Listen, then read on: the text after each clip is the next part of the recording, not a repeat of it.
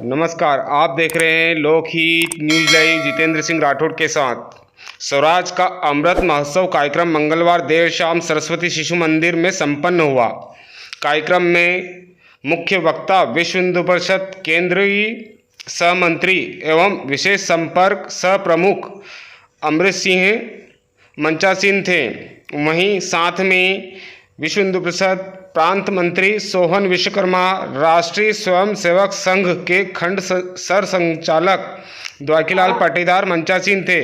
कार्यक्रम में मुख्य वक्ता विश्व हिंदू परिषद केंद्रीय सह मंत्री एवं विशेष संपर्क प्रमुख अमृत सिंह ने अपने उद्बोधन में कहा कि हमें हमारे भारत माँ की स्वाधीनता में अपने प्राणों की आहुति देने वाले योद्धाओं के बारे में नहीं बताया गया। हमें इतिहास में बाबर, अकबर, औरंगजेब जैसे अन्य आक्रांतों को महान बताकर गुमराह किया गया। यह आज़ादी का अमृत महोत्सव है। अभी एक फाइल खुली है। महोत्सव के उपरांत इन पापियों की कई फाइलें खोली जाएगी एवं सच्चाई से समाज को अवगत करवाया जाएगा।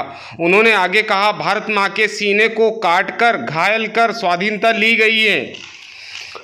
जब धर्म के आधार पर बंटवारा हुआ, उन्हें देश को तिरंगे से अधिक इस्लाम का परचम प्यारा था और अलग देश बनाया। तो फिर अब 75 वर्ष बाद भी उन्हें अलग कानून चाहिए, तो भारत में क्यों रुके? यह भारत हमारी माँ है, कोई धर्मशाला नहीं। यहाँ एक विधान, एक संविधान, एक ही चलेगा। जो भारत को अपनी माता नहीं मान सकता, वह हमारे भाई कैसे हो सकते हैं?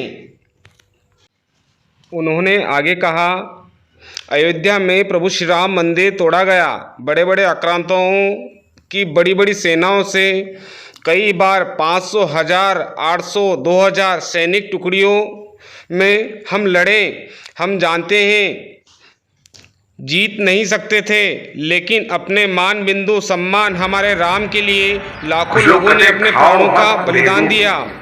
तब जाकर हमें हमारा स्वाभिमान मान बिंदु अब मिला। हमें यह नहीं बताया गया। घाव करते जाओ लेकिन घाव मत पूरे दो। अपने अतीत को जो भूल जाए, अपने अतीत का जो स्मरण करे, अपने शत्रु के पाप और अपने नायकों के शौर्य का स्मरण जो न करे, उस जाति का क्या होगा? अभी तो एक फाइल खुली है। यह स्वराज्य का जो अमृत महोत्सव है, इसके बाद कई फाइलें खुलने वाली हैं। और ये फाइलें जब खुलेंगी तो जिन्होंने हमारे पूर्वजों के शौर्य को बताने से अगली पीढ़ी को वंचित रखा है, बंगाल की खाड़ी का पूरा कीचड़ उनके चेहरे पर मल दिया जाएगा, तब भी उनके पाप का प्रायश्चित नहीं।